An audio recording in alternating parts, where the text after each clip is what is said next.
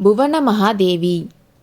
அப்பாவோட சொல்லுக்கு கட்டுப்பட்டு மாமல்லர் அவரோட அம்மாவை பார்க்க போனாரு. அந்தப்புறத்துக்கு போனதும் சிற்பத்தால் அலங்கரிக்கப்பட்ட ஒரு வாசல் இருந்துச்சு. அதுல இருந்து குழந்தாய் வந்துட்டியான ஒரு குரல் கேட்டுச்சு.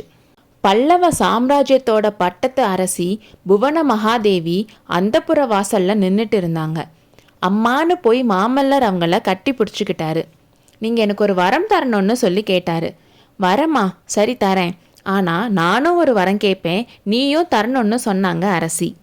மகன் அம்மா கிட்ட கேட்கலாம், அம்மா மகன் கிட்ட கேட்கலாமா? முடியவே முடியாதுன்னு சொல்லிட்டு 2 பேரும் உள்ளே போனாங்க. நரசிம்மர் அவரோட ஆபரணங்கள்லாம் கலட்டி வச்சுட்டு ரெஃப்ரெஷ் ஆகிட்டு வந்தார்.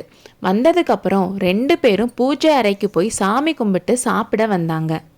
சாப்பிட உட்கார்ந்ததும் குழந்தாய், ஏதோ முக்கியமான செய்தி ஒன்று வந்திருக்காமே, கோட்டை கதவியெல்லாம் அடைச்சிட்டாங்களாம், என்ன நடக்குதுன்னு நீயாவது சொல்லக்கூடாதான்னு கேட்டாங்க.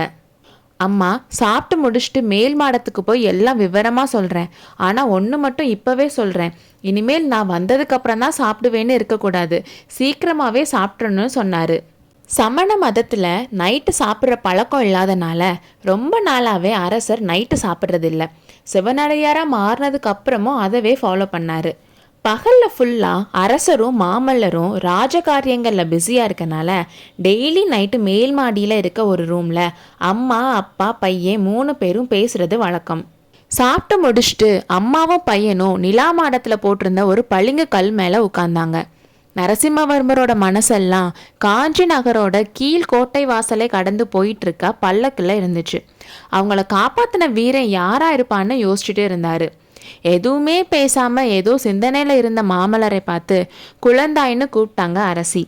அம்மா, உங்ககிட்ட நான் கேட்க வந்த வரத்தை கேட்டுடுறேன், தயவு செஞ்சு குழந்தாயின்னு மட்டும் கூப்பிடாதீங்க.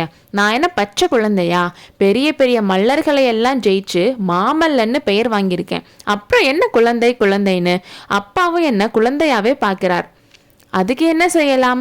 பெத்தவங்களுக்கு மகன் எப்பவுமே குழந்தை தானேன்னு சொல்லிட்டே மகேந்திர சக்கரவர்த்தி வந்தாரு. குழந்தை ஏதாச்சும் சொன்னானான்னு அரசர் கேட்டாரு. ஒன்றும் சொல்லலை, உங்களையும் என்னையும் தான் குறை சொல்லிட்டு இருக்கான்னு சொன்னாங்க. குறை சொல்லாம வேற என்ன சொல்லட்டும் அப்பா? பல்லவ ராஜ்யத்துக்குள்ள வெளியாட்கள் வந்தது தெரிஞ்சதுக்கு அப்புறமும் சும்மா கை கட்டிட்டு இருக்கிறதா? சேனாதிபதி கலிப்பகையார் படை ரெடி பண்றதுக்குள்ள கலியுகமே முடிஞ்சிடும் போல. இந்த நேரம் நம்ம சேனை போருக்கு கிளம்பி இருக்க வேணாமான்னு சொன்னாரு. பல்லவ ராஜ்யத்துக்குள்ள அந்நியர்கள் வந்திருக்காங்களான்னு பதட்டமா கேட்டாங்க புவன மகாதேவி. ஆமா, அதுவும் கொஞ்சம் நஞ்சம் இல்லை, ஒரு பெரிய படையே வந்திருக்குன்னு அரசர் சொன்னாரு. அப்பா, மந்திராலோசனை நடக்கும்போது என்னை மட்டும் எதுக்கு பேசக்கூடாதுன்னு சொன்னீங்க? நான் எவ்வளோ கண்ட்ரோல் பண்ணிட்டு இருந்தேன்னு தெரியுமான்னு மாமல்லர் சொல்லிட்டு இருக்கும்போதே சக்கரவர்த்தி புவன மகாதேவியை பார்த்து, நரசிம்மன் இன்னும் குழந்தையாக தான் இருக்கான், வந்திருக்கிறது எவ்வளோ பெரிய யுத்தம்னு அவனுக்கு தெரியலை. வாதாபி மன்னன் புலிகேசி பெரிய படையோட துங்கபத்ரை நதியை தாண்டி நம்ம ராஜ்யத்துக்குள்ள வந்திருக்கான். அவனோட படையில லட்சக்கணக்கான வீரர்கள் இருக்காங்களாம், ஆயிரக்கணக்கான யானை இருக்கான், பெரிய காளைகள் பூட்டிய வண்டிகள் 100 கணக்கில் இருக்காம், 10,000கணக்கான குதிரையில் வீரர்கள் வராங்களாம். ரொம்ப நாளாகவே புலிகேசி இந்த திட்டம் போட்டிருக்கான். நம்மளோட ஒற்றர்கள் எப்படியோ ஏமாந்துட்டாங்க. நம்ம எல்லை காவல் படைகளை புலிகேசியோட படைகள் ஜெயிச்சுட்டு முன்னேறி வந்துட்டே இருக்காங்களாம். அவங்கள தடுத்து நிறுத்துறதுக்கான படை பலம் இப்போ நம்ம கிட்ட இல்லை. அங்கங்கே நம்மளோட படை பின்வாங்கிட்டு இருக்கு.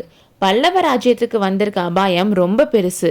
ஆனால் நெற்றிக்கண்ணை திறந்து திரிபுரத்தை எரித்த பினாகபாணியோட அருளால வெற்றி நமக்கு தான்னு சொன்னார் அரசர். அப்பா, பல்லவ சைன்யம் பின்வாங்குதா? என்ன அவமானம்! எனக்கு அனுமதி கொடுங்க, இப்போ நம்ம கிட்ட ரெடியா இருக்க படையை கூட்டிட்டு நான் போறேன்னு சொன்னாரு நரசிம்மர். பொறு நரசிம்மா, பல்லவ படையை நீ தலைமை தாங்குற நாள் சீக்கிரம் வரும், அது வரைக்கும் பொறுமையா இரு. இன்னைக்கு நைட் முக்கியமான ஒரு வேலை இருக்கு, நீ என்னோட வான்னு சொன்னாரு. புவன மகாதேவியை பார்த்து, இனிமேல் நரசிம்மனை நான் குழந்தையாய் நடத்த போறதில்ல, மந்திர ஆலோசனையில் கலந்துக்கிற உரிமையும் அவனுக்கு தரேன், நீயும் இனிமேல் அவனை குழந்தைன்னு கூப்பிட வேணான்னு சொன்னாரு. புவன மகாதேவியை படுப்பதற்கு போக சொல்லிவிட்டு தந்தையும் மகனும் அரண்மனையிலிருந்து வெளியேறி சென்றார்கள். அடுத்த அத்தியாயத்தில் சந்திப்போம்.